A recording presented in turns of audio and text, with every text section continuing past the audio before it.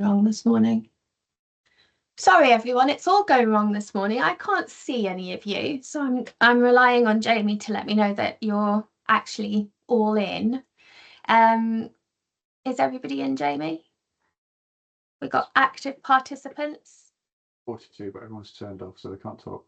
Okay, amazing. But everybody hopefully can see this. And the session, as with all of these, they're recorded. So we'll issue a copy of the recording or a link to the recording to anybody that has registered for the event. So if you need to dip off early, that's absolutely fine. I am absolutely going to make it a priority to finish early so that I can open up the floor to any questions, because I'm sure you've all got several around this that I may not get round to answering throughout the presentation. But the whole purpose of talking to you today is about embracing the EU, trying to reinstate the position that we had before Brexit for our kind of e-commerce sellers. So, I just think that with everything that's happening in the US and around the rest of the world, the EU is still a very stable market for us to sell to. We have a trade agreement in place. We've got mechanisms for working around the VAT issues, and we've got good understanding of regulation. We've got good compliance with regulation because there hasn't been that much divergence since we left the EU. So really, I suppose it's a private passion of mine as well, having worked so hard with businesses since before Brexit and post-Brexit. I really want to see more of you flourish in that environment. There's still huge demand for our goods. So hopefully throughout the course of a few slides that I've done today, and then some Q&A at the end, we can try to demystify stuff, debunk those theories that the EU is just too complex and too costly to deal with. So as I always do, by means of a very brief introduction or a very brief agenda, I've pulled together some kind of things I'm going to focus on in these slides. But then obviously why I want to finish early is that the real learning comes from the questions that you all ask, because you're all in, even if you're working in different sectors, your challenges with exports by and large can be very similar. So it'd be good to take your questions at the end.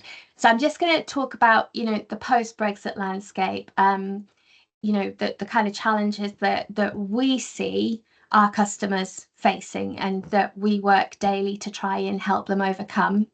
Then I've pulled together a little bit of research around the opportunity within the EU for e-commerce. So, what are the kind of products that EU consumers are buying? What are their priorities? What's influencing their purchasing behavior?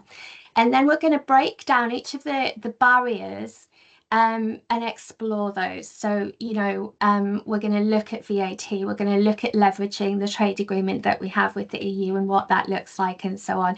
We'll talk a little bit about documentation to reduce the those pesky kind of customs scenarios where goods either get held up or they get returned, and quite often that can incur costs for you as the seller.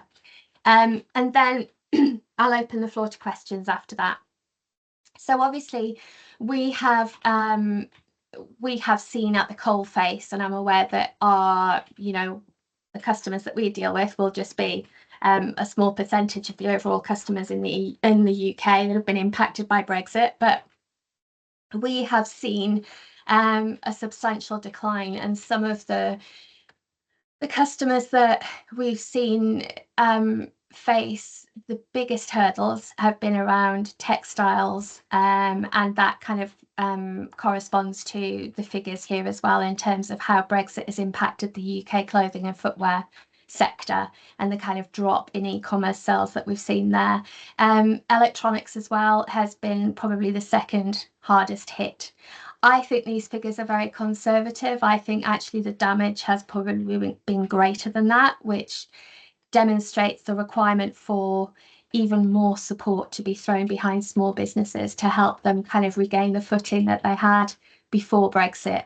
I think when we're talking to our clients, I've listed them here in terms of what their barriers are, what's actually convinced them to either switch off shipping to the EU or remove that kind of priority focus on it. Obviously, the costs have been significant. So, you know, the requirement to do those export declarations, clearance charges of between 10 25%.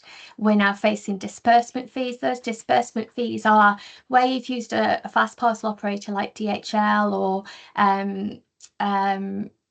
FedEx or whoever, they will charge you a disbursement fee or a facilities fee for paying the import duty and VAT in the EU. And that's usually a percentage, 2 to 3% of the outstanding duty that they kind of cover. Obviously, brokerage fees or any kind of agency fees, you know, for those companies that are doing your declarations for you. The cost of returns is significant, and that's why I've focused on it as part of this presentation, because we've seen it a lot in the textiles industry where it's not been uncommon in the past for consumers in the EU to buy several different garments, for example, and only end up purchasing one of them or keeping one of them and returning two of them, for example. And that was very easy before Brexit because it was a local supply. So it was no different to receiving the goods back from a company up in Edinburgh than it was receiving the goods back from Germany. But obviously that's very, very different now. So we're going to talk about the impact of those returns. Obviously, the other one, whoever in their wisdom decided to go ahead with Brexit without thinking about how we would deal with the VAT element, really give me 5 minutes in a room with them. I shouldn't really say that on this call, but it's one of the major hurdles that you guys face is how do you deal with that VAT that the EU customer has to pay. Now, before Brexit, the EU customer still had to pay VAT, but you would charge them VAT at the standard rate of UK VAT being 20% here in the UK. That was easy. And then you'd account for those kind of like sales going, they're kind of like your distant sales. Now it's import. So that consumption tax, as we refer to VAT as being, becomes an import tax or an import kind of duty. And obviously those rates vary across the EU. And the means of dealing with that VAT, you've got several different options, so we're gonna cover that. But VAT, I can understand, is a massive area of complexity for you.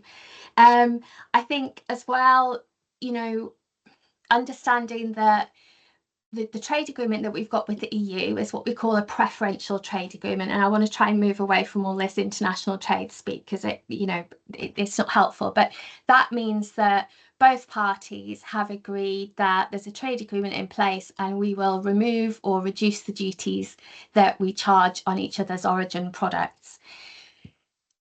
That has introduced the fact that we're not dealing in free movement of goods because we're no longer part of the EU single market, and now we're dealing with this trade agreement. It's produced a scenario whereby we've got additional duties, even double duties scenarios that have been incurred. So, for example, the textiles industry has been massively impacted because so much of imported product comes from, say, China or Pakistan, for example. Now, they're two good examples. So, from China, obviously, there's no trade agreement between the UK and China or even the EU and China. So, and textiles are usually carry a heavy tariff. So say, for example, you import a garment from China and you might pay 12% duty getting it into the UK, but then when it goes into the EU, there's a further 12% duty charge. That's a double duty scenario. And then with Pakistan, Pakistan is a country that both the EU and the UK treat slightly differently. They've got like a unilateral trade agreement. So we say any goods coming from Pakistan, we won't charge import duty on because that's the UK's contribution to helping Pakistan grow its exports and its industrialization strategy. So that's fantastic. The UK importer doesn't pay that 12% on goods coming in from Pakistan. But even though the EU has that agreement with Pakistan, the process of bringing the goods via the UK means that they still face that 12% or that 12.5% when they go into the EU.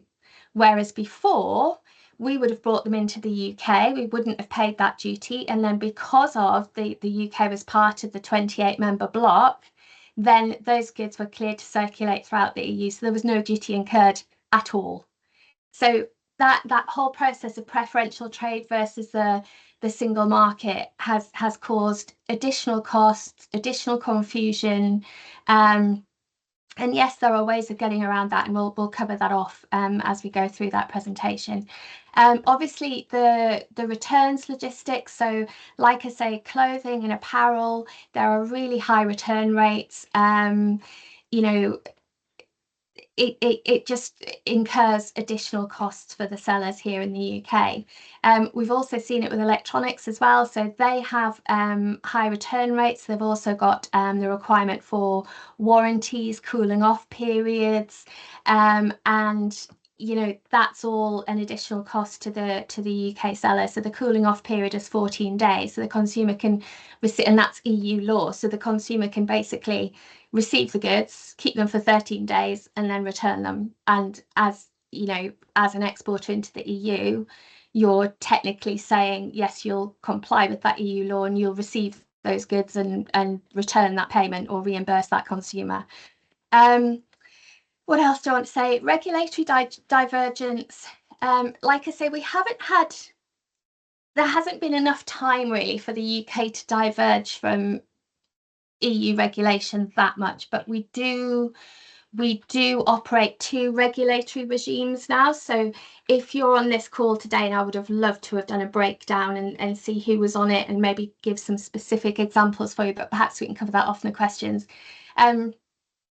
We operate two regulatory regimes. So if you're selling cosmetics, for example, you now have to comply with the UK cosmetics regulation and that regulatory body, and the EU cosmetics regulation and that regulatory body, whereas before we were all under that umbrella. So that's added a level of complexity, bureaucracy, sometimes additional costs where there's a responsible person required. So it's that kind of thing. I think also what we're seeing as well in terms of those kind of increased costs is we're seeing a lot of checkout abandonment or cart abandonment. So we're seeing there's evidence to suggest that EU consumers are more likely to abandon purchases from UK sellers because they're afraid of surprise customs fees, or they're not sure how the VAT treatment or how the VAT's going to be treated. They see that there's going to be longer delivery times because obviously now there's customs clearance rather than goods just being, local supplies. And they see the returns process as being quite complicated and quite complex. There's been a shift over the last 4 to 5 years on EU buyers going to very local platforms. So yes, they'll still use their Amazons and so on and their Etsy's and stuff, but they like the EU-based platforms. So Zalando, Cdiscount, Allegro, they're kind of like quite prevalent online marketplaces that are popping up. And UK sellers on using the Amazon platform are starting to report kind of lower conversion rates and higher return friction on their goods. And then I think, there's just the UK brands, there's kind of like a shift in EU consumer perceptions of UK brands. They were once seen, and they are still seen, as premium and reliable, but they're seen as more risky.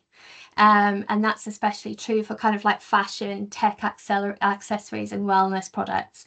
So still perceived as quality and still very desirable, but seen as risky, probably more difficult to get a hold of. And the whole complex of trading with us or buying from us is perceived as being, not as great, not as easy as it was. And it's our job to dispel that feeling. It's our job to make it as easy as possible for them to buy from us, as seamless as we can make it for them to buy from us, Even if we're paddling furiously beneath the waters, we make the situation, we make the purchase for them as simple as possible.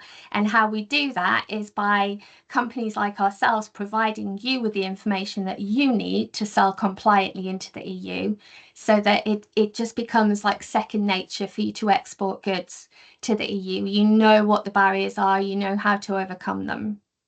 Okay, and then we can start to see those kind of like, sales grow once more, if that makes sense.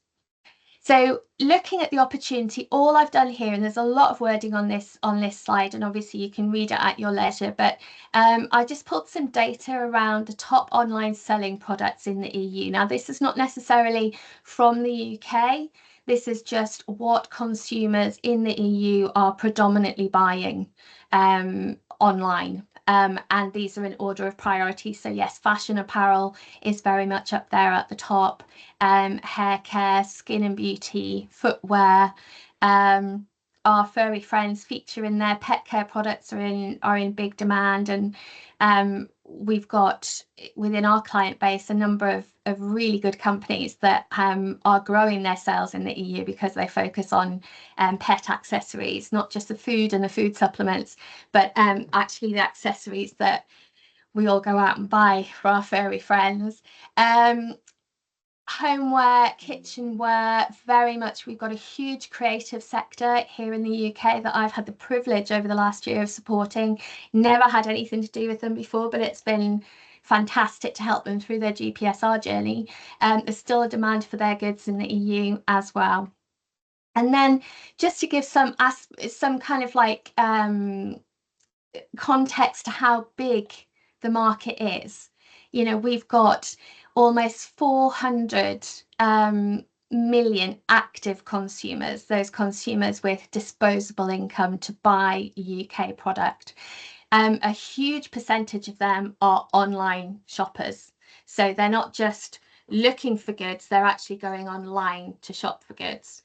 The real kind of like hot cross-border e-commerce sectors, so those goods that are imported into the EU, because obviously when we talk about cross-border sales in the context of the EU, that could be France buying from Germany or Germany buying from the Netherlands. But in terms of those goods that EU consumers are actively importing from outside the EU via online marketplaces, are those fashion, beauty and electronic products. In terms of the demographic, it's very diverse, it's aging, but importantly, it's very digitally active.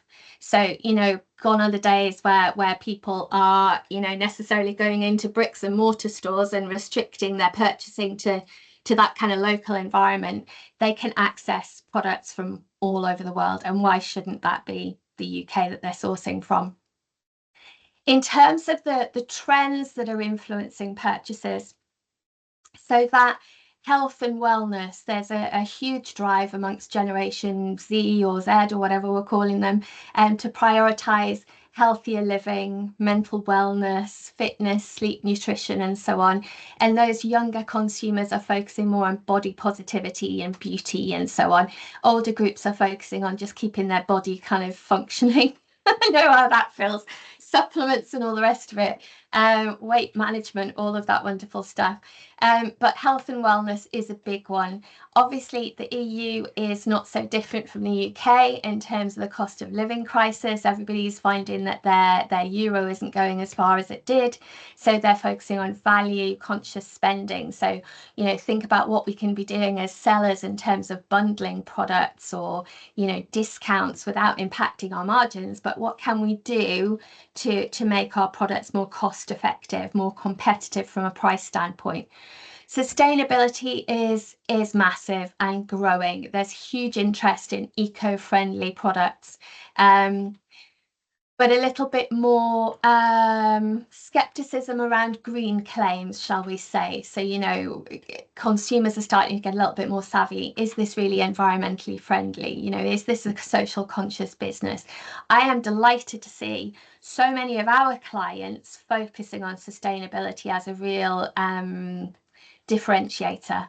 And as small businesses, we have that in our gift, right? Because we can make decisions around our supply chains. We don't have the bureaucracy of our corporate counterparts. We can really embrace sustainability, and it's a massive pillar for growth. It absolutely is.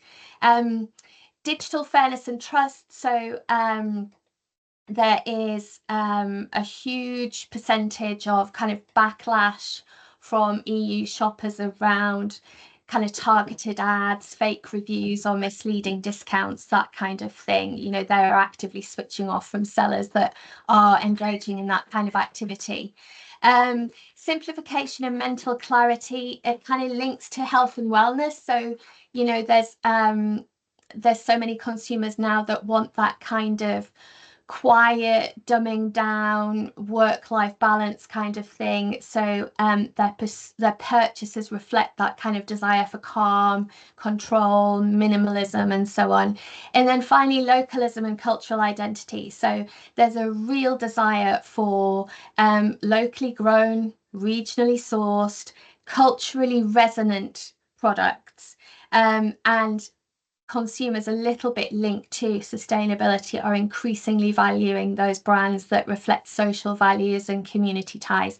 Now, that's not to say that they're only going to buy from the EU because they want that regional sourcing. It's not that. They want brands to talk about their origin, their reason for being, their local sourcing, all of that kind of stuff. So much about selling now, and you know this is your bag, not mine, but so much about selling now is about telling your consumers what it is that motivates you, you know, why you do what you do, bringing some personality into the brand and bringing the product to life. That all goes towards making it a more attractive proposition for EU consumers.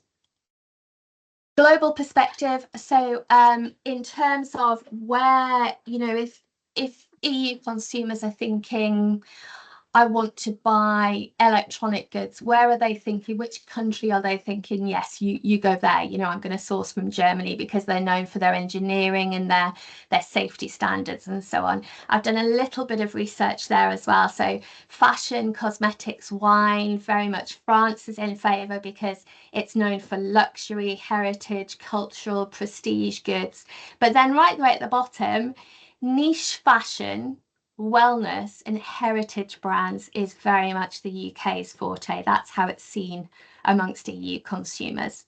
In terms of how they're receiving their goods, because I think that's another thing, we've gotten so tied up here in the UK thinking, well, you know, the consumer doesn't want to pay the taxes and doesn't want to pay the duty, and so therefore they return the goods and therefore I can't ship to the EU anymore. We actually, in the UK, have adopted deliver duty paid to a higher extent than the rest of the world has. So to put that into context, if you've got EU consumers that regularly buy from the US or from other countries further afield, they'll be very familiar with paying duties and VAT when the goods arrive. The problem with Brexit was that it was a cultural shift. It was a massive overnight cultural shift for EU consumers who had, you know, happily bought from UK businesses some fantastic products, never had to deal with customs, and all of a sudden overnight they were getting customs invoices or texts or emails from customs saying pay this duty before we can deliver the goods. So what I'm saying is 5 years down the line, if we can get on top of the management of VAT and we can get on top of the returns process, there's a more ready acceptance that sometimes EU consumers might have to pay the duty and the VAT when the goods have arrived. But what I'm saying is here, so many more companies here in the UK have decided to remove that burden from the consumer and ship, deliver, duty paid. And there are lots of mechanisms to do that now that allow us to do it. There are a lot more of our businesses that have done it than global companies that have. Okay, so that can be a kind of good selling point for our e-commerce sellers here. Well, actually, you know, we remove all that from you, we ship to you, we deal with all the duties and the VAT, furiously working behind the scenes to do that, but you just receive the goods and you enjoy the goods, and ideally you talk about your experience of buying from us. So DDP adoption is growing, especially here in the UK, because we are making it easier with the likes of Royal Mail has done a lot of work around this. The fast parcel operators are a lot more clued up as to how they can do this than they were in the early days of Brexit. And really, when you provide that DDP, you almost reduce entirely that cart abandonment, or that what do we call it, shopping bag abandonment, and you improve that overall customer experience for those EU consumers. In terms of attracting more, so what are they looking for? What are EU consumers looking for when they're looking for brands to regularly buy from? Well, they're looking for that landed cost clarity. So they don't want those surprise fees at delivery. They don't want those additional duties and VAT or courier charges that they weren't aware of. So they're always going to prefer deliver duty paid shipping, where they know that all of those costs have been prepaid. And then if they are, because they're importing, they want to know what they're actually importing for. So they want to know what those delivery charges are and so on. They want that transparency and that clear breakdown of services at checkout, and then they want that fast and reliable delivery. Well, obviously, deliver duty paid, where that duty and that VAT is already accounted for, they get that fast delivery because the product is delivered to them swiftly. It's not held up at customs while customs await payment from them for the VAT and the duty.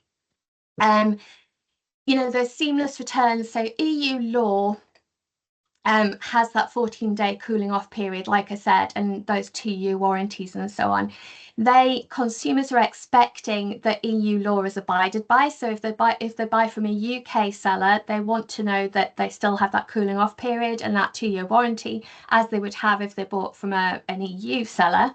They want that. They also want to know how they can return goods if they're not happy with them or for whatever reasons. They're looking for ideally a local return address or prepaid labels, fast refunds and so on. And we'll talk a little bit about the emergence of some of these return hubs that have popped up across the EU that you might want to explore.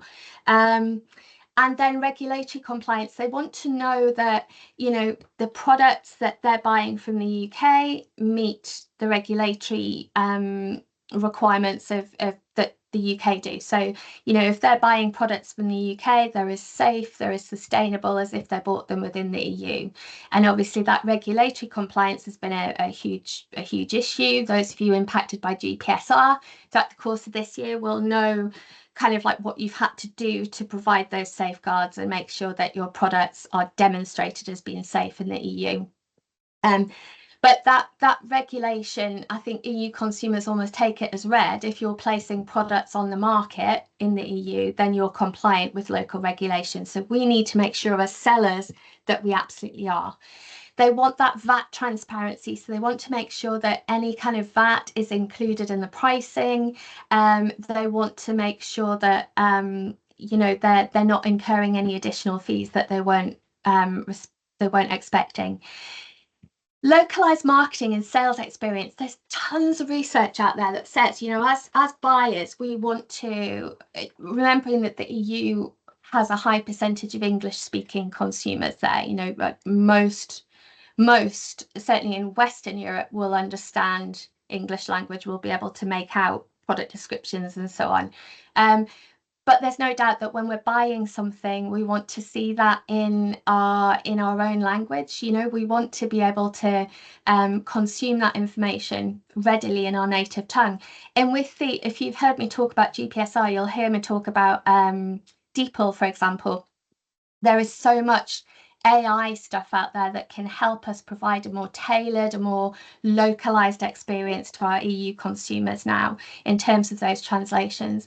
But they also want to be able to pay locally. So, are there any local payment methods? And so many of you will be using different platforms to ship, like Etsy, eBay, and so on. And it's really understanding what is available there that can help localize that experience that you're providing. I'm motoring on here because I am already running over. So what can we do to avoid EU customs issues? Well, the first thing is to classify your goods correctly. And when I say classify your goods correctly, that's all to do with your commodity codes or HS codes or tariff codes, however you refer to them. It's understanding from the UK tariff what that 8-digit commodity code is. If you're in any doubt, you can always get in touch with ourselves and we can take a look at it for you. But even more importantly, you can contact HMRC. You can use their tariff classification service where you just ping them an email, description of your product, the commodity code you're using, and they will come back and say, you know, yes, that looks fine, or we recommend that you use a different one. It's not a legally binding advice, but it's something that you can store away to demonstrate you've done some due diligence around how to classify your products. Make sure that you're providing customers with the right documentation. So the commercial invoice that you send with your products is the most important document that you can send. It has all of the data on there. If you're in any doubt as to all of the data that needs to feature on your commercial invoice, get in touch with us and we'll provide that list for you, and you can start amending your commercial invoice. That is what the majority of customs clearance information is sourced from your commercial invoice. So the more detail you can put on there that is accurate, because you're the exporter of record, so the buck lies with you, the better. If your products need any additional customs documentation, so you know, if they're going to be subject to any checks at borders or anything like that, then you might have to provide certification. You might have to provide details around origin and so on. Then make sure that you're aware of that up front and that you've got that and you provide that, because that means that your goods aren't held up while customs get in touch with you and say, you know, where's this document that I need. That kind of like ties into the next point. So understand what additional documents needed, you know, depending on what kind of goods you're shipping. Understand the applicable duty and VAT on import into the EU. And I am going to try and do something, right? This could go horribly wrong. I'm going to stop sharing that slide and I'm going to go into something else here. Bear with me, callers. Let's go here and see if I can pull up this screen. Yes. So here you've got your UK tariff. Okay, so I'm looking at overcoats, capes, cloaks, whatever. I've just dipped into something quickly on the tariff. I've chosen something in the textile sector because it typically attracts a lot of duty. That is the commodity code to import those goods into the UK. You can flip into the EU tariff and you can select here. So you've got your commodity code there. That might be the goods that you're shipping. You're shipping them from the UK and say you're shipping them into Germany. Within here, you can match them. So there's the exact same commodity code and you've got the descriptions here. Within here, you can see that if you're shipping the goods, say they're Chinese origin goods and you're shipping them from China to the UK and then into the EU, you'll know that they'll attract the 12% duty as per the EU tariff. But if they're UK origin goods and you can comply with the origin rules, then they'll face no duty. That's the tariffs. It will also tell you the VAT that's applicable. So it's 19% standard rate in Germany.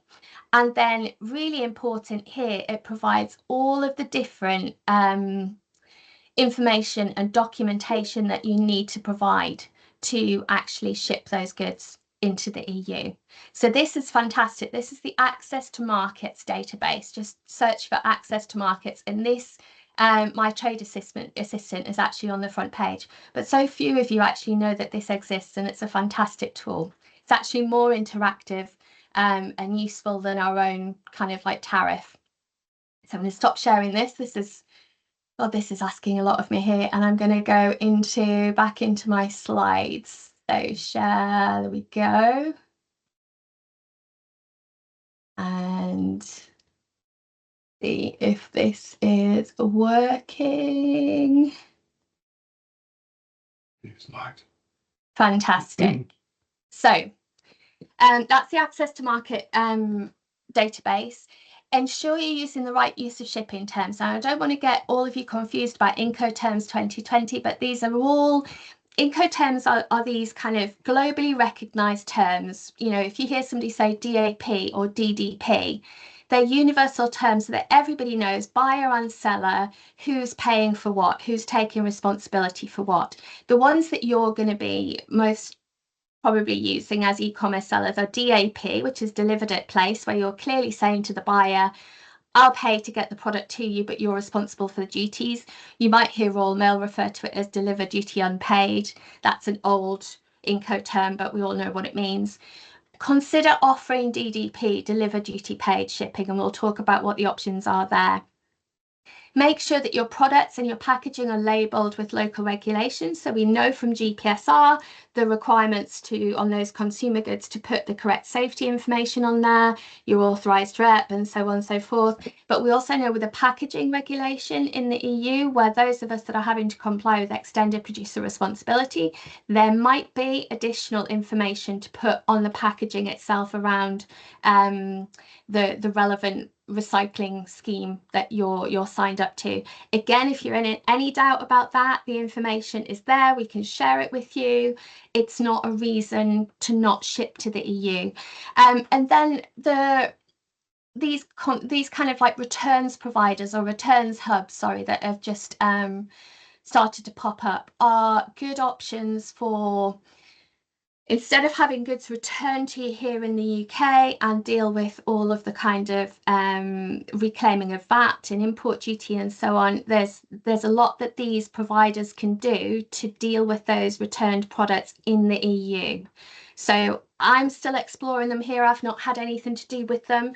I've looked up a couple of names, but it's well worth understanding what they offer and what the kind of costs are, because we know that the costs of returned goods from the EU can be really quite significant. We know that here in the UK, we can use returned goods relief and reclaim any import duty and VAT from HMRC when the goods were returned. But the challenge is getting the import duty and the VAT that might have been incurred in the EU. The challenge is getting that back. So, like I say, we're looking at some of these hubs. We might pull together a document on them, not necessarily recommending any one over the other, but explaining what it is that they're offering. Make the most of the trade agreements. So we've got what's called the UK-EU Trade and Cooperation Agreement, where we're producing UK origin goods, we can obviously ship them into the EU without any duty attracted, which obviously has an impact on our landed cost and our export pricing. But to do that, you have to understand the origin of your goods. Where there's a trade agreement, a preferential trade agreement that results in lower duty, then there's a lot of kind of compliance around declaring origin. Okay, so you can't just say, well, it's UK origin because I'm shipping it from the EU. So we need to understand, you know, what the makeup of our products are. So we talk about a bill of materials. That is really the ingredients for a cake. If you're making a cake, you've got all of your ingredients, your flour, your sugar, your eggs, and so on. You need to know the origin of those flour, sugar, eggs, and so on, and know that the percentage that they make up of that overall cake. Sounds more complicated than it actually is. Within each within each trade agreement, there's what we call product-specific rules of origin. So you're able to see for your product, based on your commodity code, what's that product-specific rule? What do you need to meet in terms of the makeup of your product to be able to definitively declare it as UK origin? So it might be, you know, you can have a maximum of 50% of non-UK or non-EU ingredients in your cake, and you can still declare it as UK origin. Within the trade agreement as well, within any trade agreement, there is what we call a proof of origin that you have to provide, so that customs clearing the goods in the EU know that you know, you've complied with that. So often now, trade agreements are moving towards just origin statements or declarations of origin. So within the EU and UK trade agreement, there is a specific statement, just an origin statement, that you must put. If you're not putting that statement on there and you're just basically saying, you know, origin : United Kingdom, quite often if that's picked up, they will just charge third duty because third country duty because you've technically not complied with the proof of origin. So if you're in any doubt, you can provide that origin statement. I probably should have put it on here. And then importantly, for any trade where you're looking to pass on benefits in terms of reduced duty or zero rated duty, you have to maintain that proof of origin for 4 years. So many of you on the call today will be able to quite easily do that via the nature of your goods. But if you're in any doubt, get in touch. We can put you on the right track. Understanding import duties and de minimis. So we've talked a lot about de minimis recently with the US, but the de minimis threshold for the EU is far lower than the US's used to be. So it's 150 euros. That de minimis threshold applies only to import duty. Okay, so VAT is basically chargeable on everything over a euro in value. You can't apply the de minimis for excise goods, so those alcohol or tobacco goods, and it doesn't apply to perfumes either. So if you're shipping fine fragrances or anything like that, they're subject to duty, even if they're under that 150 euros. And to qualify, obviously, the shipment has to be correctly declared under the right commodity code with the right customs declaration, and that product mustn't be subject to any other kind of special tariffs. Now, so many of you are probably more aware of these kind of additional tariffs now, thanks to what President Trump's been doing with his IEEPA tariffs, but the importing government or body can impose additional tariffs over and above just import duty. So I've mentioned here anti-dumping duty. If the EU all of a sudden found that it was being flooded with silk products from China and they were at a dramatically lower cost than those within the EU, it can protect its EU companies by imposing an anti-dumping duty on those silk goods coming from China. So there's lots of other duties, and basically if your product is subject to those anti-dumping duties, obviously they won't fall within the de minimis threshold. Understand that there's different tariffs that apply. So we've mentioned the UK integrated tariff. I've showed you that, and I've showed you the access to market, which reflects the common external tariff for the EU.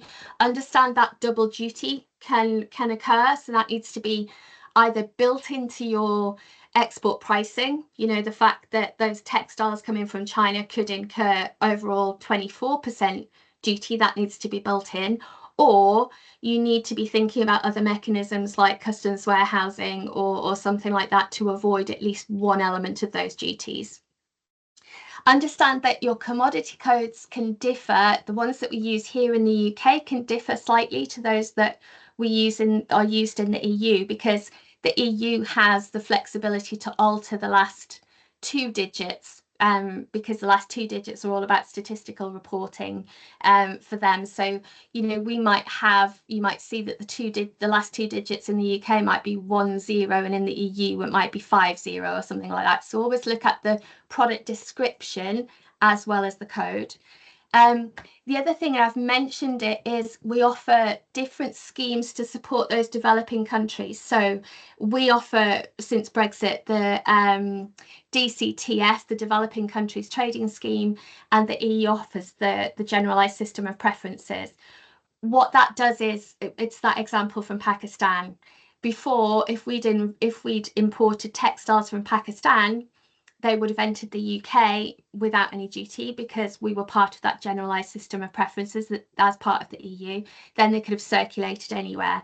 Now they will enter the UK, but then when they're shipped to the EU, they will incur that third country duty of 12% because they've kind of lost their access to that GSP system as a byproduct of coming through the UK.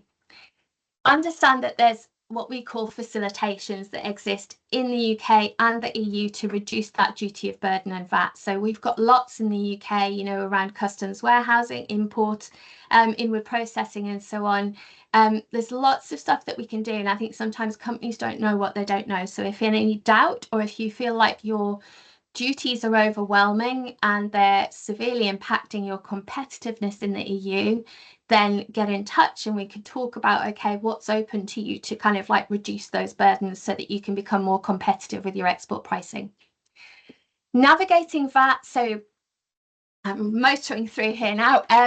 The UK is now outside of the EU VAT regime. So the UK doesn't recognise EU VAT numbers. The EU doesn't recognise UK VAT numbers. All your exports, and sorry if I'm preaching to, everybody that already knows this, all of your exports are exempt of VAT now. So you send everything out without any VAT. You must maintain your proof of export for that, because when you remove the VAT from something, you need to be able to demonstrate to HMRC, if they ever queried it, that those goods physically left the UK. So, there was no VAT due. And that's usually just looking at the delivery status of the goods within the Fast Parcel Operator portal or whatever, or Royal Mail actually provides something, I think, if you shipped via them. Understand that everything is charged VAT in the EU now. There's no kind of low value consignment relief anymore. There are different rates of VAT and they vary across member states. The UK to date, I don't know what the budget's going to announce, but to date, the UK has the most friendly VAT rates for things. We zero rate goods, we zero rate babies' clothing, we zero rate a lot of food product that, I think they started to tax sugar related products and syrups and stuff like that. But we do zero rate a lot of stuff, but that doesn't necessarily mean that member states do, because each member state has control over their own VAT regime. So products shipped into Hungary incur 27% import VAT, but products shipped into is it Luxembourg? I think it is only 17%. Okay, VAT is regarded as a consumption tax, obviously, when we're selling to our customers here in the UK, but it switches to be an import duty in the EU, and that means that the amount that our EU consumers pay will differ slightly. So back before Brexit, if you sold to a consumer in France, you would just charge them the UK VAT rate on just the cost of the product alone. So if you sold a product that was £1,000, happy days, then you would charge them, what is that, £200 VAT. This is really testing me. I was up all night last night, so I'm not really firing on all cylinders. So that would be £200 VAT. But now, as an import duty, that VAT is charged at the rate of the member state, and it's charged on not just the value of the product, but on the cost of getting the product to the EU and any duty charged. So say the product is UK origin, so there's no duty charged. But say you sold that product for £1,000, and then the cost of getting that product to the EU was £200, and you were shipping it to Hungary. Then Hungarian customs would charge 27% VAT on the cost of the goods and the £200 insurance rate to get the goods there. So there's a slight increase in the amount of VAT that the consumer will pay, but they're very familiar with paying their local VAT rate. If the local VAT rate is 27% in Hungary, that's what they buy on their local supplies. So they're familiar with that, but there's a slight uptick because the VAT is charged on the delivery cost of getting the goods to the EU as well. But like I say, so it's just becoming the norm now, really, to be honest. It's a lot more embedded. Shipping DDP, which is kind of like what I'm wanting you to consider doing. There are so many more options around that than there were when we first left the EU.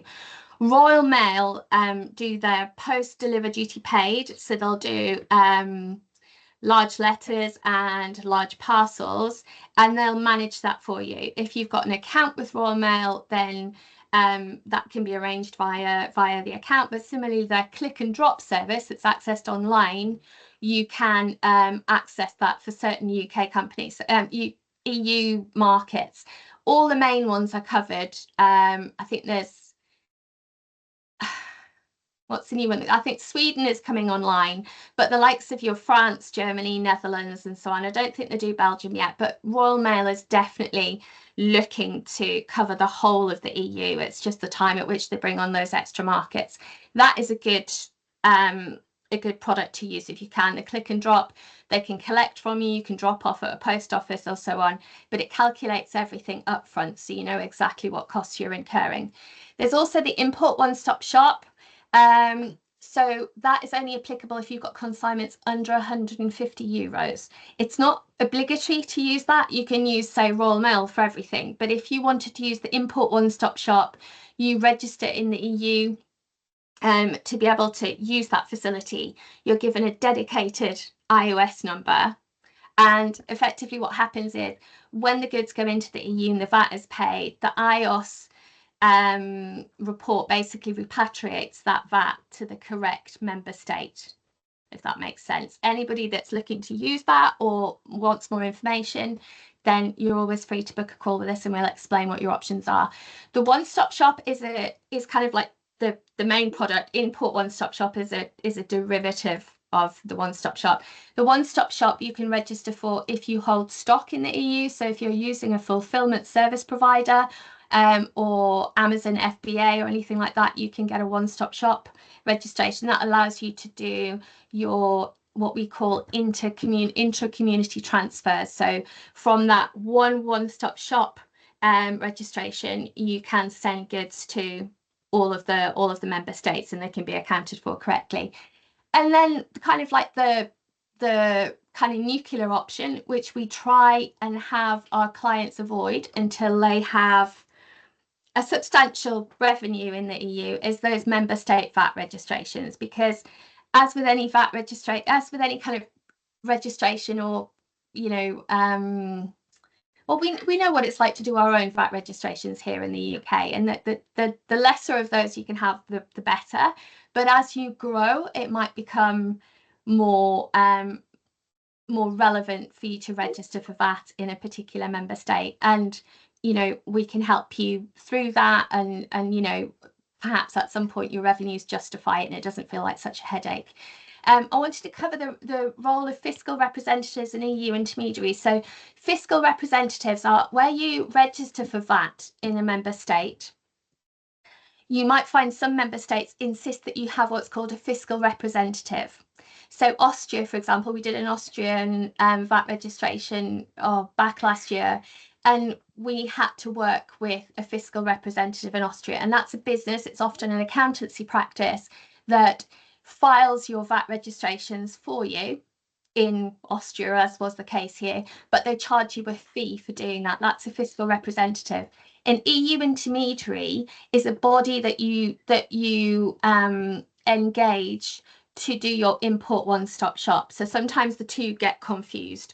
So if you think about a fiscal representative, is all to do with your VAT registration in market when you get to that size. An EU intermediary is somebody you go to apply for an iOS number, and they will file your iOS return for you.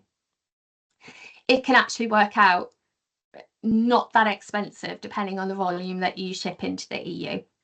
Complying with applicable regulations. So I always split EU regulation and actually global regulation as well into these categories. So the ones that we are seeing that you as sellers need to be really aware of are fundamentally product safety, market access, and environmental and sustainability. So product safety, any of you familiar with that pesky GPSR, you'll be aware of that and have gone through all of that and be compliant.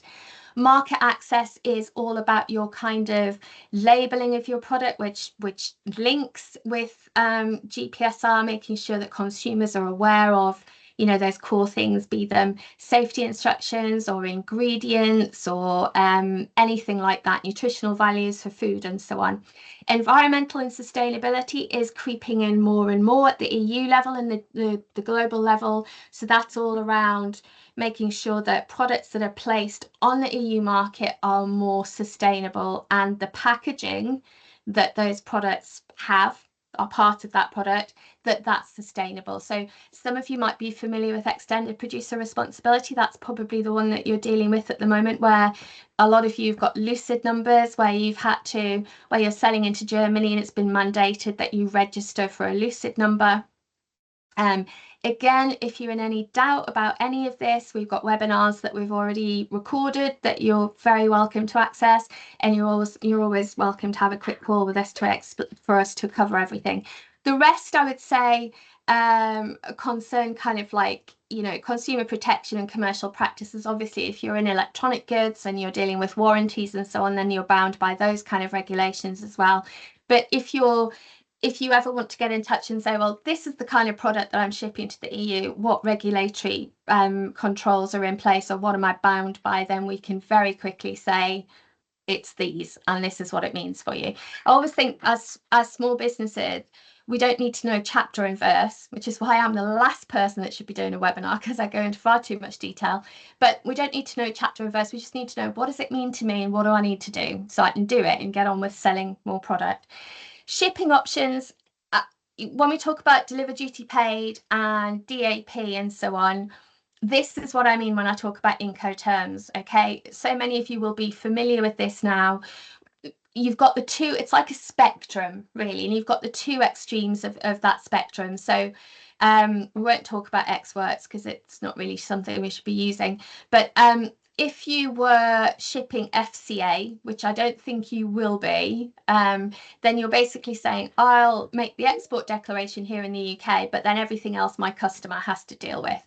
And then at the other extreme, there's deliver duty paid, where the burden is on you, the seller, to do everything from exporting from the UK to importing into the EU and, dealing with all the local regulation and paying all the duties and taxes and so on.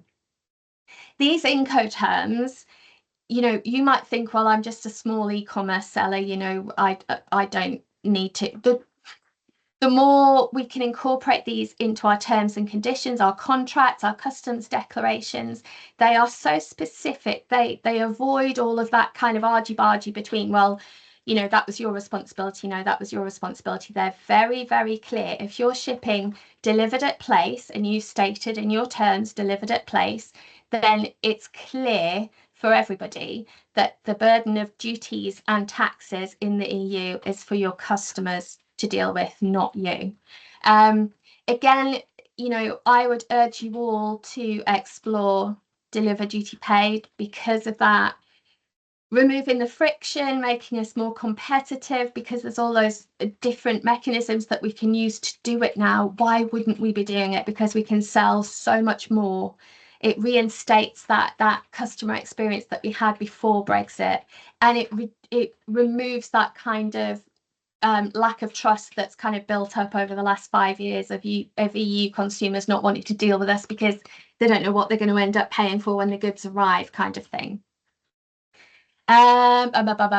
Dealing with returned goods. So I will, like I say, I want to look into some of these returned hubs, and I may pull together a little blog or something like that and notify you of what they do and how to explore them.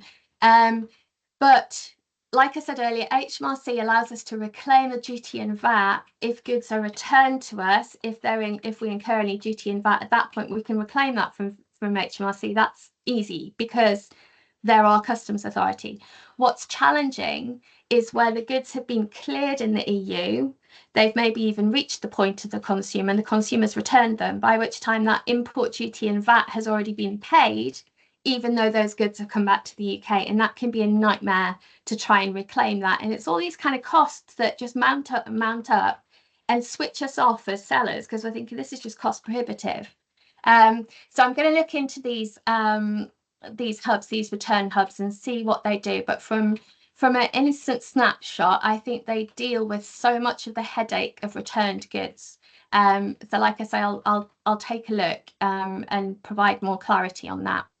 So just to recap, and I'm not going to go into much more detail on this, but in terms of simplifying that cross-border compliance, so making sure that we've classified our goods correctly, making sure that we're providing all of the correct data, that our commercial invoices are correct, any supplementary information or documentation that needs to accompany our goods is there so customers can clear them quickly. Consider deliver duty paid. Think about those return hubs, and I will do more information on that and share it. There's also 3PL services in the EU, and that might not be something you're thinking about doing at the minute. If your goods are very custom, you kind of like make them to order, then a 3PL service is not going to be good for you. 3PL service is more like where you've got stock of products. You can ship them to a company in the EU who will store them and make those local supplies for you.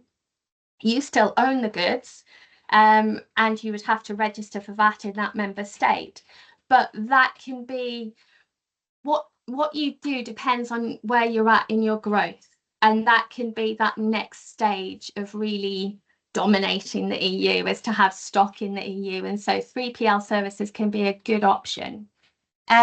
Think about the opportunities to localize that experience. So, those kind of just providing information on your storefront in different languages, can show we're not known here in the UK as being particularly good with languages or even that open to speaking other languages. So let's just go that extra mile, make it more easier to transact this, to consume our information and so on. Make sure that where we are shipping DAP, so you're expecting your consumers to pay what's due of them.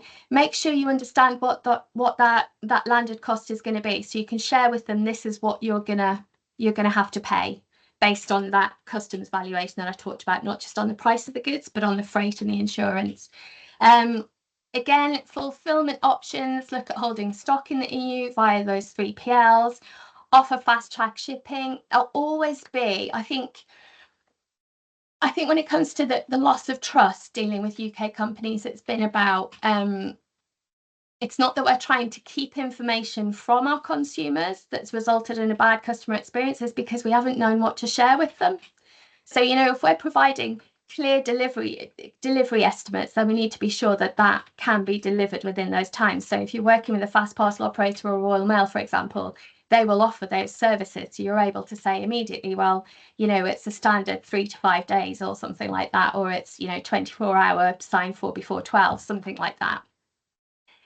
Look at those other marketplaces and platforms outside of Amazon and Etsy and the ones that you might be using. Are there more local ones? If you're targeting, say, for example, a particular member state that has a real desire for your product, is there another platform that consumers are going to purchase those products, and what's involved in actually listing your products on there?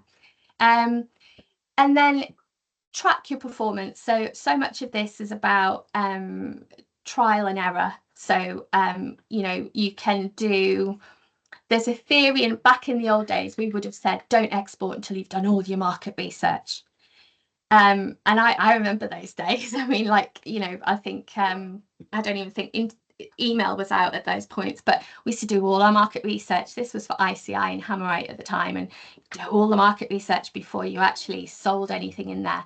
With the emergence of the internet and more easy cross-border trade, we don't need to do that now. We can try these different markets and see where the demand is. So, track those kind of like conversion rates and understand, where you're experiencing friction and so on. And where you are experiencing friction, there'll be a workaround, so get in touch and we can help you, work out what that is. But then you'll easily see which markets have more appetite and which markets are easier to get your product into. And think about those kind of like pricing strategies and product bundles. What can you do to make you sticky with those EU consumers? Why should they buy from you rather than buying locally from within their member state or within others? There is massive demand for our products in the EU, and we just need to be a bit more savvy, and that's our responsibility as well. We need to give you guys the knowledge and you guys the tools to be able to grow your sales. Honestly, it is totally doable. Again, you'll see this presentation, so you'll be able to see this. Any of you that aren't opted in to any of our information or future webinars or anything, then do provide your email address, opt in at contact. All of our other webinar activity is up on our homepage now.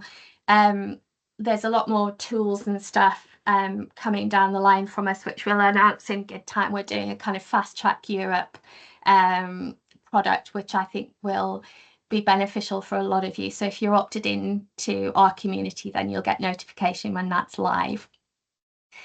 And then finally, how to get in touch, which hopefully so many of you will know that by now. So I am going to stop sharing for a minute, and I was gonna wait for my trusty oh, he's here.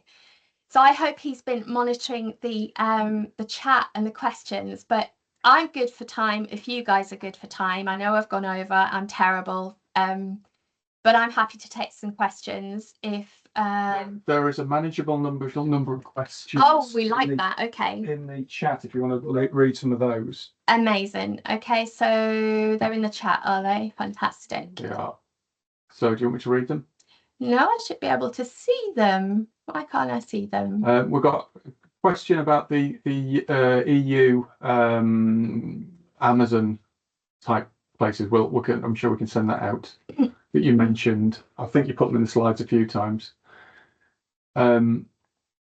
Joe Shelley's asked, can I check that we should show the UK commodity code on our commercial invoice and we don't need to show the EU code?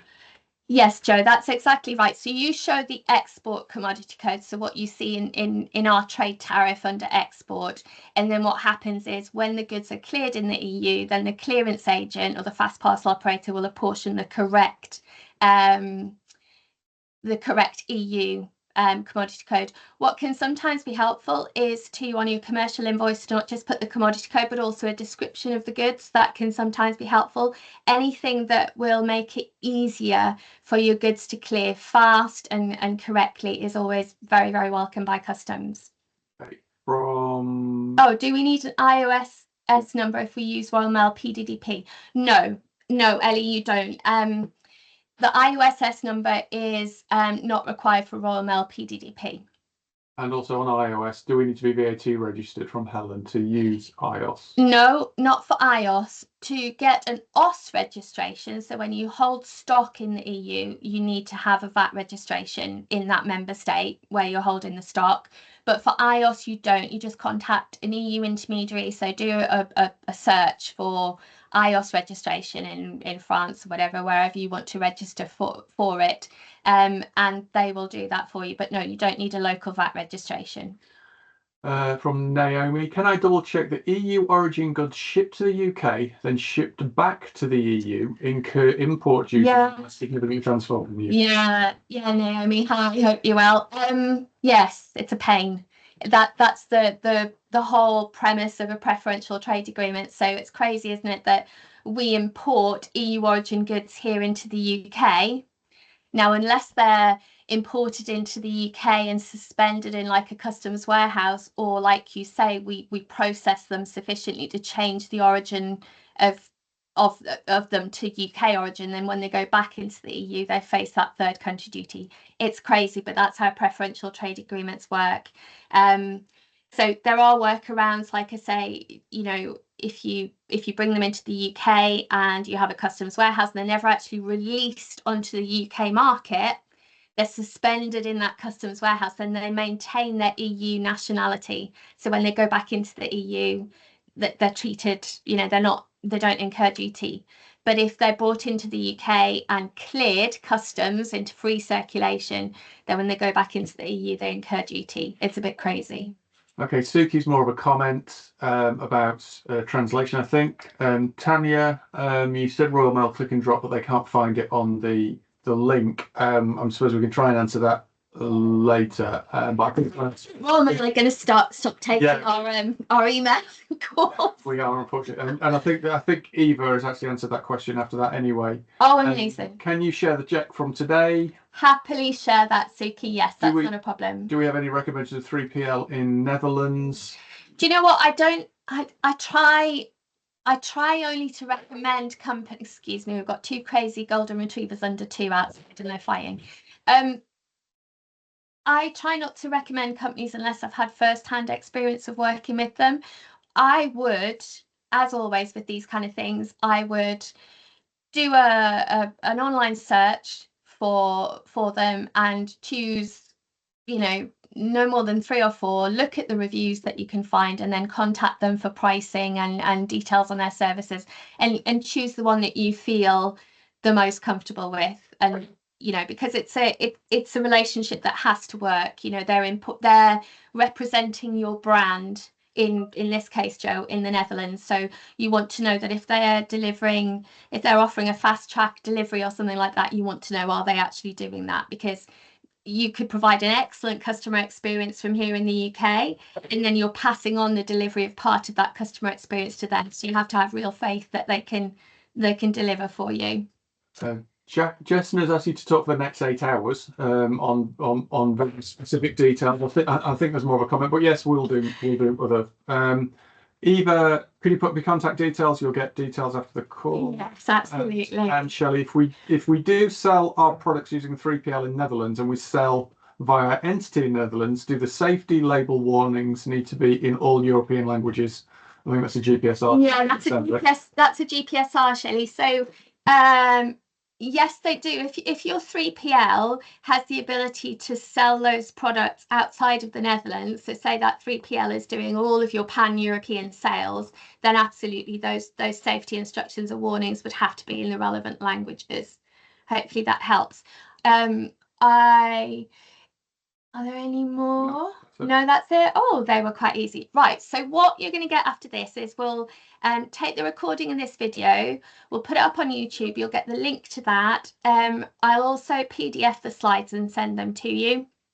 And include any of you that are struggling with, be it the VAT, be anything like that, then don't sit there and just kind of think, I can't do it, or, you know, I can't find the answer. Just for the sake of a 10-minute call, just get in touch and we can get you on the right track. It has never been more important. Looking at the state of the UK economy at the moment, it's never been more important than it is now to mobilize you guys and get you selling more and more into the EU and beyond. So for the sake of a 10-minute call, we're always happy. I'm going to kill my dog out there.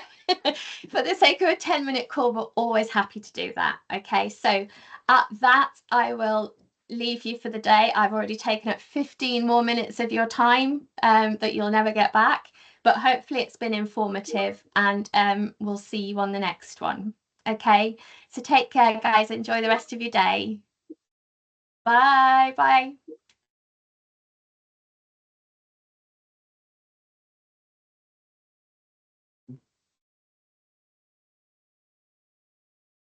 To turn my camera off. So.